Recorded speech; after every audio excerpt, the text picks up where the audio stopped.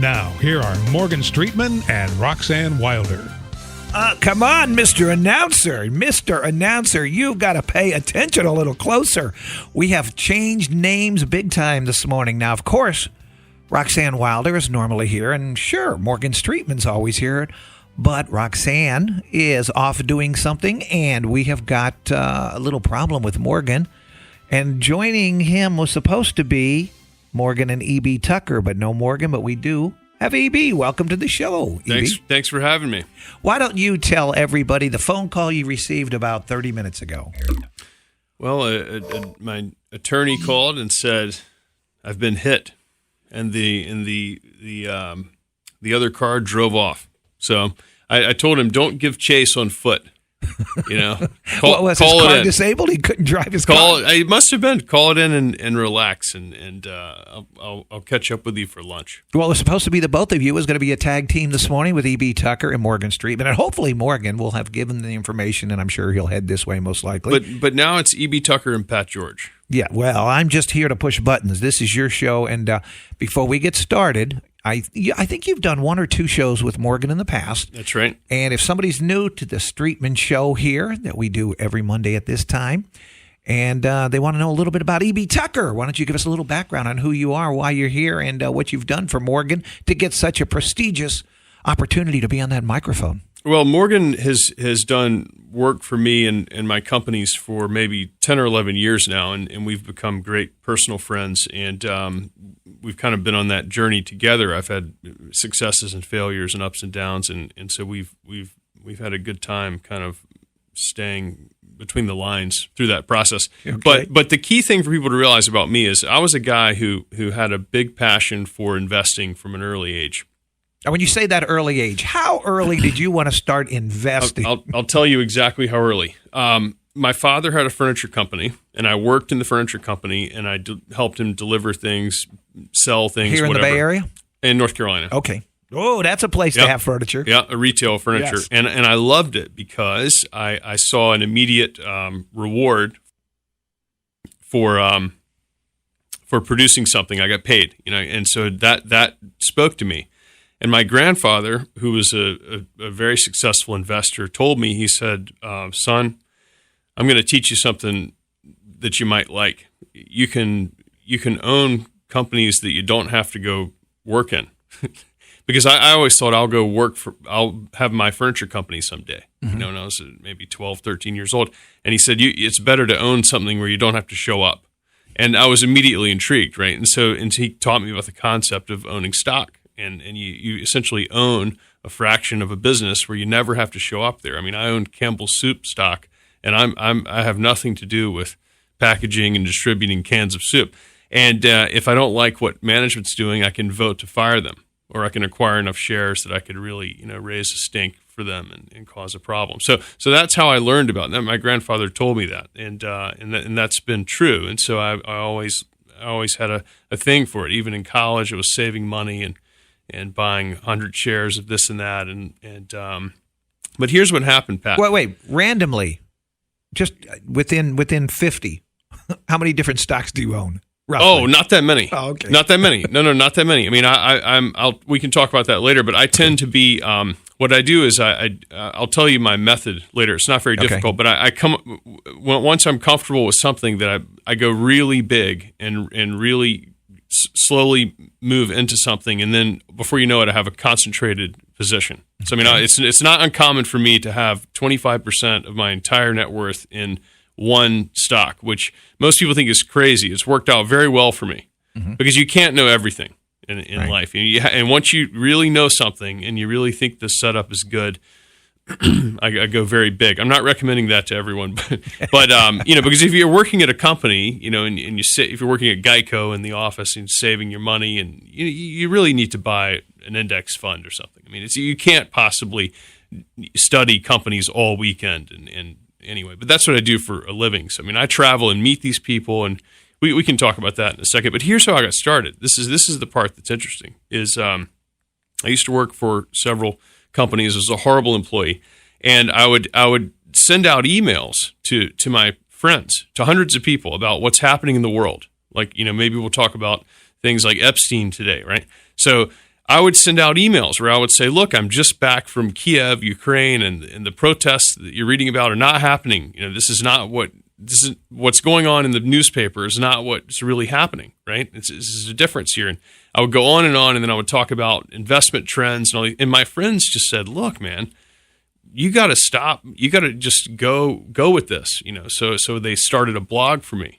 And they said, just write on this blog. You're sending us these huge emails, and it's very annoying. But write on the blog, and we'll go read them occasionally. Well, I started doing that, and I ended up writing 2 or 3 articles a week, for a couple of years. And essentially, I was discovered doing that, and now I have a financial newsletter, among other things. But that was if somebody wanted to go to your blog, where do they go? Well, there's no blog anymore, but if you just Google E.B. Tucker, and I come up right up. Okay. It's pages and pages. But I write a letter called Strategic Investor now. And so what I do is I run a stock portfolio there, and every single month people get a stock idea, and they get pages and pages of why. It's not just the ticker symbol. It's like, look, this is why we're doing this. And it's very important to learn why, because when you learn why, then you learn how to think.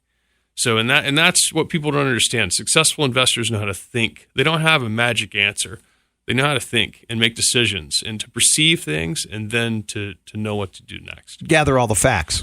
Sort of, but what do you do with them? I mean, that's the thing. People don't know what to do with the facts, So, I mean, I have no problem with this. I mean, I see what's going on in the world, and it's very immediately clear, what to do. So, well, what is going on in the world and you said we touch on it and probably have so many questions that I want to ask you, and the Jeffrey Epstein.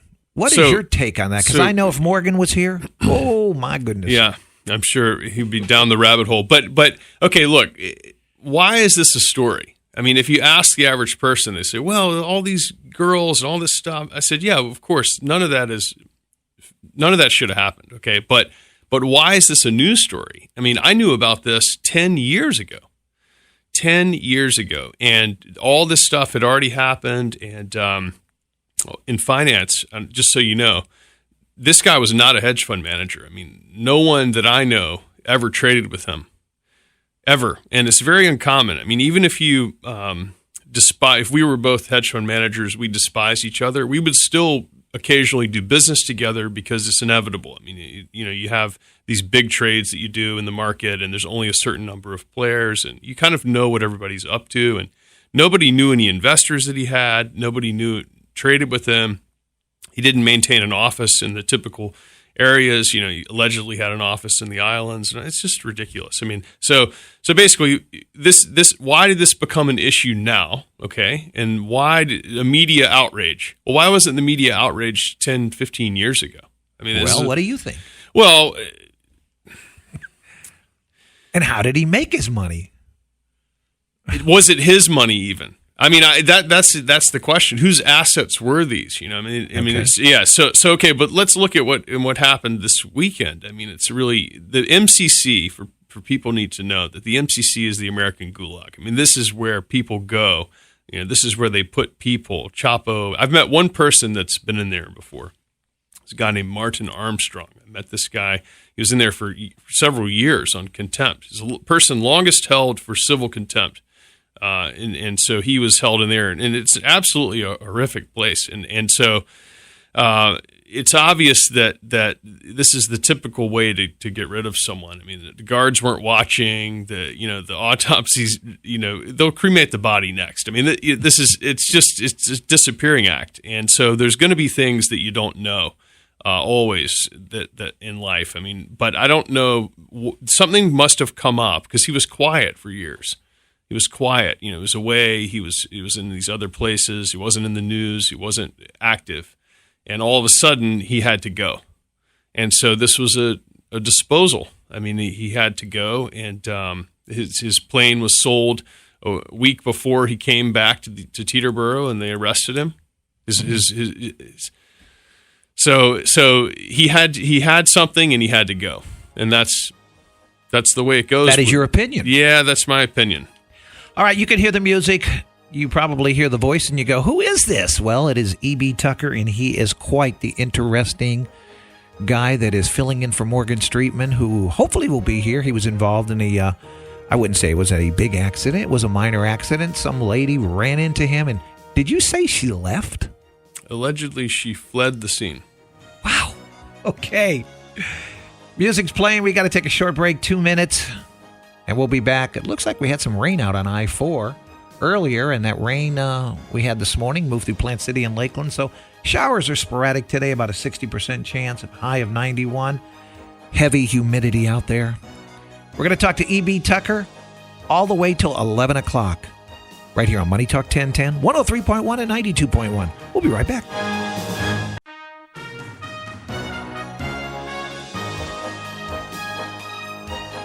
And here we go, back on the Morgan Streetman Show. Morgan will be here hopefully, but in his place right now. Supposed to be his co-host this morning is now turned into the host, E.B. Tucker. And you gave us a little bit about your background, but what about your educational background? Where did you go to college? Do not tell me you did not go to college. Well, it's sort of a hybrid. I intended not to go to college. I swore that I'd never go to college. And at 18, I was working construction in the day and delivering pizzas at night. And I just had this moment of clarity that only that type of occupation can provide, where I said, this isn't going to work. So anyway, I went to night school for a year and took the prerequisite courses, and then transferred into a place called the College of Charleston, which was a great school for me because there's Kiowa Island, the resort community adjacent, and there's lots of executives that retire there, and their wives say, you got to go do something, and they go teach a business class. And so I ended up being able to spend time, kind of be mentored by these guys that had great careers in Ford Motor and all these big companies. And that, to me, that was really helpful, because they kind of said to me, look, you got to get the sheepskin, but I mean, this is how things really work. And so that was a big stroke of luck for me, and that's kind of what got me going down the path that I was on. And if people are out there, they want to know a little bit about you, they can go. Is it on YouTube? You have videos? Well, so have become this expert in the gold market, which is a strange market to be an expert in. But really, I've got 20 years of being involved in this market, which is a long time because most of the guys that were experts in the 70s are now have passed on. So there's not many people that focus on this market. And so I'm asked to do interviews on what's going to happen with the price of gold. And so for the last 6 or 7 months, I maybe did 10 interviews on the price of gold would hit $1,500 an ounce this year. And no one thought that would happen. And it happened last week or two. And so there's a lot of videos of me on there, and they're now rerunning these videos. And so if you just Google E.B. Tucker gold, they'll start. You should have pages and pages. And what caused you to get so interested in gold? It's a great question. I mean, I the first time I held an ounce of gold in my hand, I just was in awe. Was that a gold coin? Yeah, a gold coin. I just held it. It's the strangest thing. It's heavy. It's you can't destroy it. The thing about gold that's fascinating is that if you melt it and then you make it into a bar and make it into jewelry and then melt it again, you don't lose one molecule. So it doesn't lose, if you melt ice or something, eventually the water is evaporating, it's gone. And many other metals, you burn them off, and with gold, every single piece of it is there forever. And I just, there's something about it. If anybody out there has never held a gold coin, a pure gold coin, try it. I mean, just buy one and try it. I mean, the worst case is you can just sell it. You can sell it anywhere in the world, anytime. You can get on an airplane and you can fly to Tanzania, get off the plane, sell the ounce of gold within 30 minutes. Who has the most gold out there now? Indian housewives. I think if you took this is just a guess, but I bet if you took every Indian housewife and all their gold and you put it together, they have more than any central bank in the world, and maybe more than all the central banks. Wow. It's a thing in India. I mean, and people kind of know this, but you give it away and you keep it, and it's savings and it's wealth insurance. Now, really. Are there banks in India that are loaded with the gold bars like in other countries, or is it? Well, is it a big thing in India like it is just about everywhere else? It's a big thing. It's much bigger there than in the U.S. Oh, wow. Okay. Yeah, much bigger. And it's also big in China. I mean, it's very common to buy gold, to give gold, to hold gold as savings. Everyone knows that there's a finite quantity, but there's an unlimited quantity of yuan. There's an unlimited quantity of dollars. That's what people don't understand. Pat, what is the U.S. dollar? Okay, the U.S. dollar is 13 aircraft carriers and thousands of nuclear warheads. That's the U.S. dollar. I mean, otherwise it's paper. Okay. So it's their ability to maintain primacy. That's what the U.S. dollar is. Well, that's not something that I really want to completely. I don't mind having a short-term relationship with the dollar, but I'm not sure that I want to have a long-term relationship with the dollar. So gold is really wealth insurance. You don't buy gold to get rich. You can buy gold stocks to get rich. We can talk about that, but gold itself is insurance against being poor. I mean, they talked to people that escaped in Germany or something. They took tiny bits of gold, not to be rich when they got away. It was to survive. I have the opportunity because I have really two really good friends that own pawn shops in the Bay Area. And gold's a big thing. People want to pawn something, they pawn gold, but they want to come in and they always have the misunderstanding about a troy ounce and the gold that is in their ring or their necklace. If you could explain the difference and why they go, no, this is worth a lot more than that per gram, per ounce. Right. So those are alloys. So what happens is if you have pure gold, it dents. So what happens to the gold is like a Canadian maple leaf is totally pure gold. It's 0.9999 fine. So if you've seen movies where they bite the gold, mm-hmm. it dents very easily. Right. So what happens is when you want to make a chain or a coin that's more durable, you mix that with other metals, like say nickel or brass or copper. Those things that's mix. Why it's called, a lot of it's gold plated. Well, that's different. That's just the exterior. Right. Yeah. So like a South African Krugerrand, it weighs more than an ounce, mm-hmm. but it's an alloy. So you can have it in your pocket or in a drawer, and it's not over time going to decay the same way that pure gold is not really good for very much other than being pure gold. I mean, you can't really wear it. You would, if you had a pure gold wedding ring, the first time you could squeeze it and it would bend if you squeeze it hard enough. So that's why they mix these 18 karat gold. This is an alloy. It's a very common alloy for jewelry. The lower you go, the less gold is in it. So the pawn shop guys get very good at looking at a chain and saying, hey, it's 14 karat gold. I know it's very heavy, but there's a lot of brass and copper or whatever in there, and we're not going to pay much for that. But the lower you go, the higher the number. An 18 karat it's worth more than 14 karat or 22 karat. Well, 22 karat would be, you go more and more pure. The higher you go with the number. 22. Yeah, I got it backwards. Right. There you go. That's right. So the lower you go, it's more durable. Mm-hmm. So there's always a sweet spot there. 18 karat is pretty good for jewelry. Right. You don't want to go so high because then it gets soft and weak. But that's what's going on with that. Pawn shops are very fun, by the way. I've written articles about pawn shops. We got into the stock Cash America and did very well with it. You got to go if you haven't been to a pawn shop, you got to go to one. It's amazing. Yes, you do. Yeah, I mean, it's a TV show in and of itself. I mean, the things people are bringing in there, and those guys are the ultimate traders, the pawn guys. And one thing that's cool, outside the pawn shop, there's a logo that's just 3 balls, mm-hmm. the gilded balls. It's very interesting. Right. No one ever looks at this. Gilded balls have been the logo for pawn shops for thousands of years. It was the concept of bartering and trading and lending.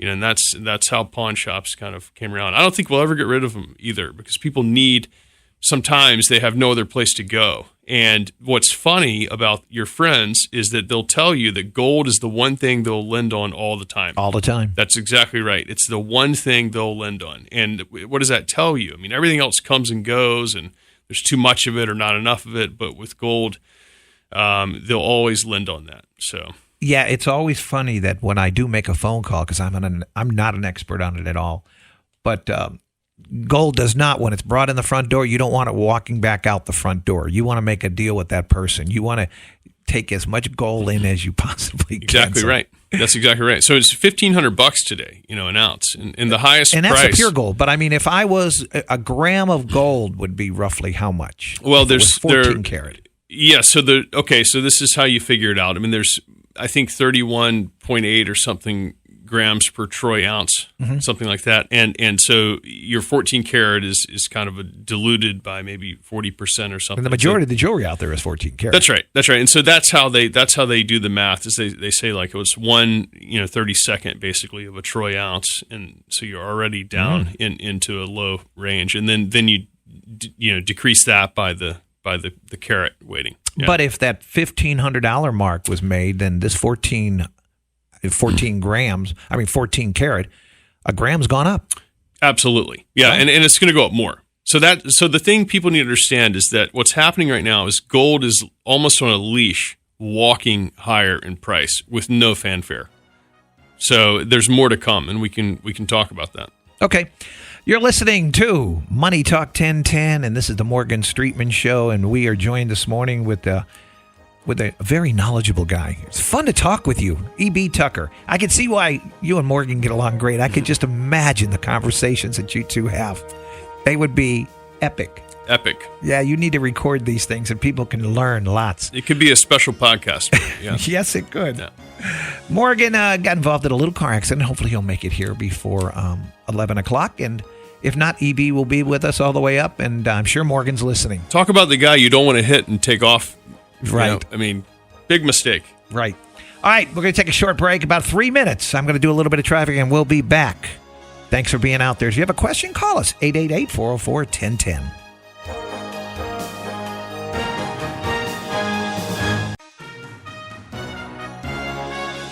And we are back on the Morgan Streetman Show. Normally heard, 10 o'clock to 11 o'clock every Monday, and then again this afternoon at 5 o'clock. Normally it's Roxanne and Morgan, but today, E.B. Tucker.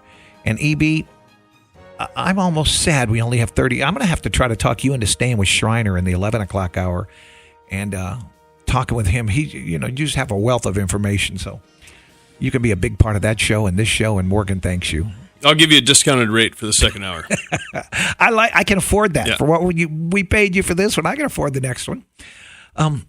Continue. How much gold is really out there to still mine and still dig? What do you think? The problem is that we haven't made a big discovery of a new mine, 50 million ounce discovery in a long time, something 15, 16 years. It's been a long time. And you used to discover one of those about every 10 years. So the mining companies have not replaced what they're mining. So it's the equivalent of you have a shoe store and you sell 100 pairs a day and you have 1,000 in the warehouse. You have 10 days to operate, and then you have no inventory. That's what's happening in the mining business. So what's going to happen right now, this is how things are going to play out. And people can listen to us talk about this, Pat, and then remember, hopefully, in a year or two when this happens, where they heard it first. Okay. So there's some things going on in the world that we've never seen before. First of all, negative interest rates. Okay, so this is very complicated. Right. Let me explain. So when you buy a bond right now, there's $15 trillion worth of negative yielding bonds. That means that you pay $1,000 for the bond, okay, and they pay you back $9.95. Sound like a deal? So basically, I like that. It's the exact opposite of what you knew of growing up. And usually they pay you interest. Now you pay them for the right to buy the bond. Okay, so that can't go on forever. In Denmark, they have negative rate mortgages. So imagine going to get a mortgage and they say, what's the rate? Well, it's negative 0.25%. Okay, well, let me think for a minute how this even works. So I pay back less than the house cost. I don't know how this can happen. And what's hilarious is there was an article last week I saw where a guy in Denmark, mortgage banker, said it's never been cheaper to buy a house. You literally pay back less money than you borrow. Okay, so this kind of can't go on. So central banks are going to pump money into the system in order to create growth, because negative interest rates means that you're in a deflationary time. They're going to pump money into that. And gold is responding right now because it realizes that's coming. So gold's like a weather, it predicts the weather. Okay, so this is coming and gold knows it is coming. And so that's why it's literally just walking higher day by day, moving to this new price. Okay, so that's going to happen. Then people get excited about gold, and then what do? They look at the mining stocks that are running out of stuff to mine. So as you can see this, it's going to be a huge panic, and we're seeing this is the first ending of it. Are you saying that there's not going to be money to go out there and try to mine any more gold? Well, there's going to be plenty of money. I think they're going to throw money at everything possible. But the problem is that it's really hard to find these gold mines, and it's hard to develop them. It's not something you do overnight. It's very expensive. It's expensive, and it takes time, and there's a lot to it. Or do you think there's gold in the oceans? Yes. Okay. I know there's gold in the oceans. I don't think I know. There's absolutely gold in the oceans because gold is 8 times heavier than water. And so what you do is that you dredge, and the gold is so heavy that it sinks to low points. And that's why, like in Alaska, if you dredge the mouth of any river that goes into the Bering Sea, there's tons and tons and tons of gold there. And you can pull that gold out, and it's totally viable because this is just basic geology. I mean, it's just how things work. But you've never got involved in any of this. That's because I don't particularly care to go and do this type of labor. So this is important for people to understand. So there's a lot of ways to make money in life, and you don't have to do all of them. You just have to do one. So what I figured out about gold is that I could buy 1% or 2% of the value extracted from a gold mine. And then I never have to go to that gold mine ever. And I could send a lawyer there to check on things or whatever. But that's been the way that I wanted to make money. And it goes back to what my granddad taught me. He said, you can own the business and never show up there. And that was appealing to me. So it still is. So. And speaking of gold, the Golden Boy has made it. Hey, guys. Wow. What a great show you guys have had without me. Oh, it's been a lot of fun. We did miss you, but I got to tell you, you've got to bring this guy back. He is just, I thought you made it to the end of the internet. Well, you see what I'm talking about, though. You know why we want to have this guy on the show? Because he is just outstanding. A font of knowledge. And, and I heard y'all talk a little bit about it. And first of all, thank you guys for handling things. As you've told everybody, I got hit by a lady today in her car. But he said she ran. Well, she did. I don't know if she was running. She was not happy about the situation that she was going to have to deal with this. She did take off. We'll put it that way. And luckily, I had flagged down a Hillsborough County Sheriff's officer, or deputy. So I said, she's running, go after her. And he took off, put his lights on, pulled her over, and then they both came back around. And, it's interesting because about 6 months ago, as you know, I had some rock rails put onto my truck, which is designed, if you're going off-road, to keep the body of your truck from getting bashed up by any big boulders that you might come across. And now I see why I did that. As of today, I know why I did that. If somebody wants to sideswipe me or turn into me, they first have to get through the rock rails. How are the rails now? Are they dented? The rails are not dented. There may be some paint loss on them. I don't know. But beyond that, the car seems to be okay. So now you should have seen the front of her car, though.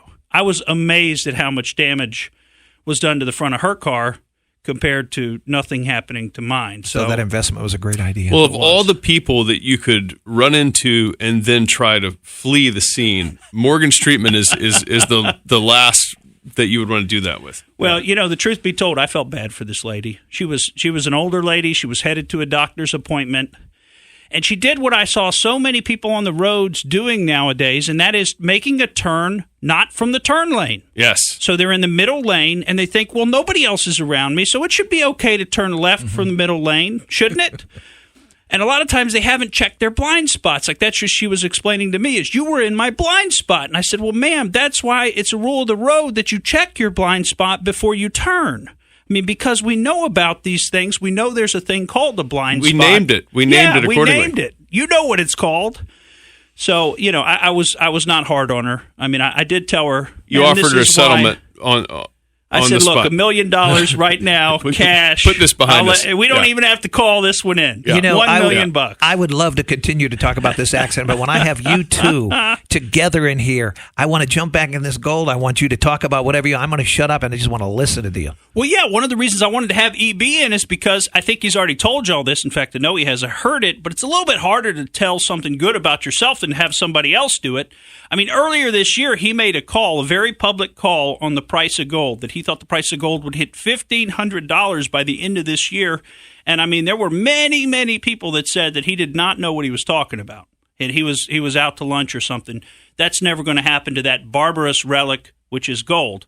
But in fact, just last week, bam, it hits 1,500, and looking like it could go a lot higher. Because we remember about 10 years ago, wasn't quite 10 years ago, but almost 10 years ago, it hit 19 and a quarter. 19 and a quarter. Yeah, on the futures market. So 1,900 in the spot market. So, I mean, you'll take that out, no problem at some point. But right now, the easy trade is silver. I mean, silver has lagged. So last week, I had to give lots of follow-up quotes and interviews and things. And people, what next? What next? They always want to know the next. We didn't take your last advice, but what next?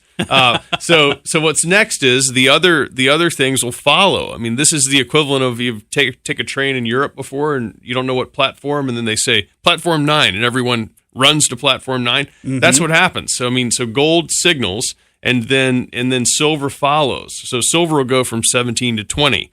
Well, what after that? Well, we'll have to see. But that's still a 75 ratio to gold. And when you say 17 to 20, that's ounces. That's right. Silver's $17 to $20 an ounce. Yeah. Okay. Silver's the wild little cousin of gold. It runs.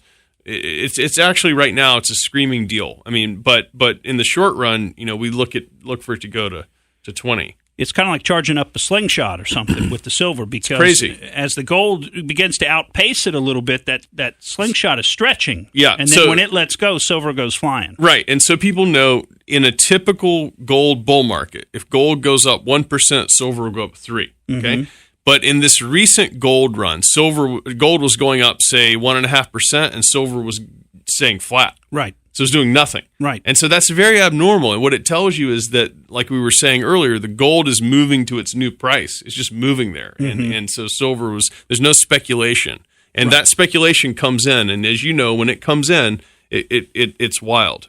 And you want to be in before that. Well, there are, silver is lagging, and also it looks to me like platinum is really lagging gold, because platinum used to trade above the price of gold slightly. That was the kind of historical context that I held platinum in. And now platinum is getting close to being maybe half the price of gold. I mean, it's more than that, but it has not moved at all as gold has moved. No, but be careful. Platinum, now we start getting into kind of advanced placement course here, but because platinum's complicated. I mean, it has automotive uses, and the supply comes from Russia and South Africa. There's lots of problems with that. And the big problem, if you're new to all this, is you got to be really careful, because the platinum coin looks exactly like the silver coin. Yeah. So don't mistake those, because one's worth, about 50 times as much as the other one, and you don't want to put them in the same holder, because you could really be disappointed. So what do you think? Do you think platinum is maybe not going to maintain its historical parity with gold? Is that what you're saying?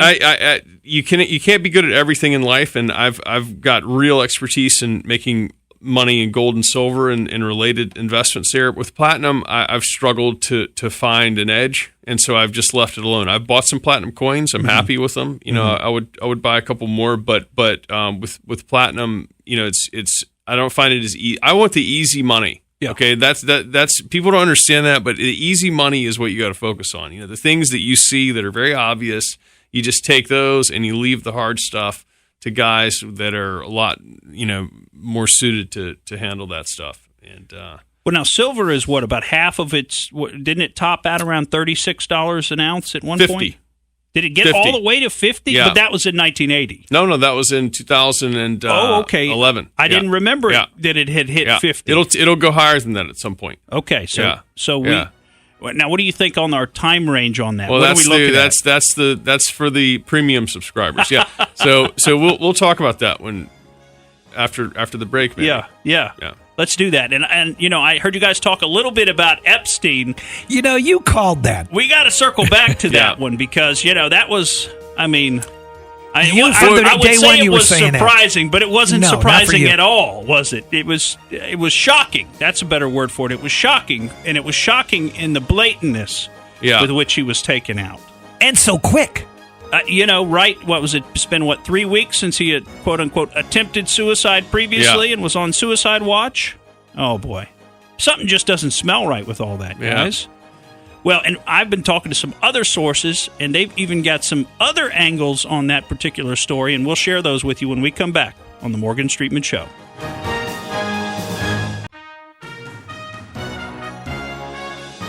And welcome back to the Morgan Streetman Show.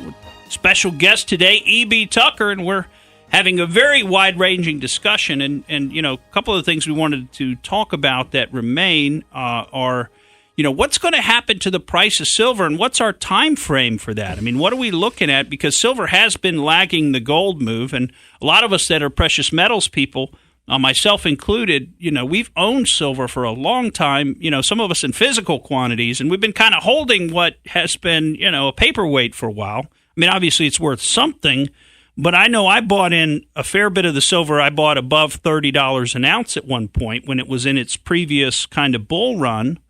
And, you know, so we've been holding it, waiting for it to come back, hoping that it's going to do what it did before again. So one thing we do in the professional side of this is that we're always watching something called the gold-silver ratio. And this is our biggest tool for knowing when to sell and when to buy. And all you do if you're at home is you look up the price of gold and silver online, very easy to find, and you divide the silver price into the gold price. Now, historically, that number is about 65. Okay, so gold should be worth 65 times silver. It recently is the highest it's been in 27 years. It was something like 95, which means that silver is unbelievably cheap. Yeah. And then gold started going higher, so it started getting even more protracted.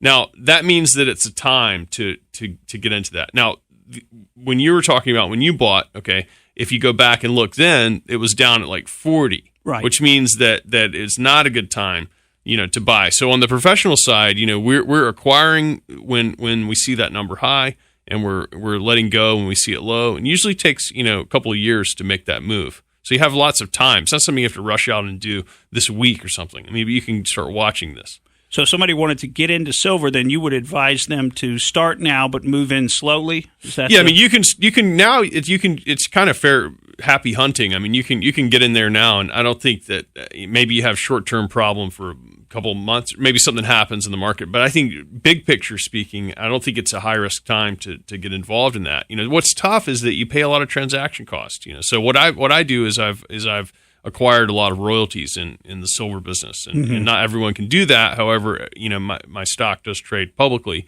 so people can look at the stock and can buy in. We have 44 royalties now, and most of the current royalties are all silver. So it's a much cheaper way than, because when you buy an ounce of silver for $17, you pay the broker like $2 or $3 for the coin. It's really expensive. I'm not saying it's a ripoff. I mean, it's good to have some coins, but it's something to consider. Whereas when we buy the royalty, you know, silver goes up $1 on 1 million ounces of silver, our cash flow goes up $1 million right away, and our overhead doesn't go up. So it's a much cleaner way to play that. Right. Yeah, you're dealing with it almost in an industrial scale versus the individual coin. Yeah. I mean, it's amazing. We're getting it every single month. You know, we're having a physical silver credit, you know, delivered. So. And Metalla is doing well right now, and as we would expect. I mean, and it's kind of, frankly, lagging the move a little bit. It is lagging the move, so that'll catch up. Yeah. So I don't know when that'll catch up, but it'll catch up fairly quickly. I mean, I bought more stock Friday. I've bought stock almost consistently since we went public. I looked the other day. My average rate of return since we went public is 50% per year for the last 3 years. Wow. That's pretty good. I mean, I don't know where I'm going to beat that. And you know, load sharking. Maybe. Exactly. I mean, I'm on the board of directors, so I'm constantly well aware of everything that the company's doing. I'm very involved, and so nobody's in a better position than me to be comfortable. So, how hard is it to find a silver dime out there nowadays? It's not impossible. I mean, you can find them. Yeah, you can find them. I mean, if you know what you're looking for, because it's complicated. Everybody thinks it's pre-1964. Yeah, it's sort of true. I mean, each coin had a different year where they reduced the silver and then they went to zero.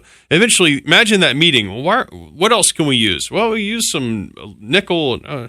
Aluminum? Can we use that? I mean, the cheapest. What's the cheapest thing we got? Right. I mean, there's no reason to put this silver in these coins anymore. Right. But there was silver in the coinage for a long time. Well, just like there was real nickel in the nickels up until a couple of years ago, and they took that out finally. By the way, nickel price is exploding. It's over $7 a pound now, and it's going to go even higher because they realize there's a shortage of nickel for electric vehicle batteries, which is the key component. People think lithium ion, but lithium's just a salt. You know, this not much lithium, speaking to the cost per battery. Okay. There's actually the nickel. The new batteries are called 811, and 8 is the amount of nickel, and 1 is cobalt, and you go manganese and all the way down. But it used to be lower than that. And so the new generation of batteries has a lot of nickel, and there's a huge concern now. Of course, we knew about this prior. We actually have a nickel company. It's private. It'll go public later this year, but we've been acquiring royalties on nickel mines for exactly this reason. This is starting to look like a wise move.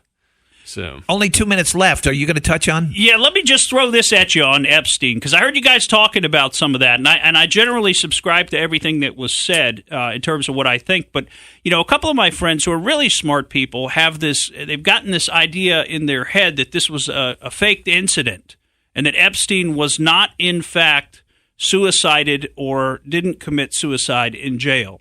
And again, I tend to think that he was suicided. And, we talked some in the break about the Clinton body count. You look back at all the people that were closely affiliated with the Clintons who've died by suicide. Bad luck. Extremely bad luck. Lots of plane crashes, lots of, just everybody's got bad luck. Single car accidents. Yeah. It's unbelievable when you really look at the list in total. But how about this idea? Because they wheeled the body out on some kind of a gurney. Now, the photographs that were taken of that body actually turned out to be photographs of the body at the hospital, not coming out of the prison. But a couple of things struck me. One is that do you wheel a dead person around without covering them up? I thought typically that was considered disrespectful of the dead. I mean, they typically cover them. So if Epstein was dead, why would they wheel the guy out just enough so that you could get a few camera shots of his face? Another thing that I've seen on the internet, and this appears to have some legs to it, which is comparing the facial structure of an actual Jeffrey Epstein photograph with the person who was wheeled out on the gurney.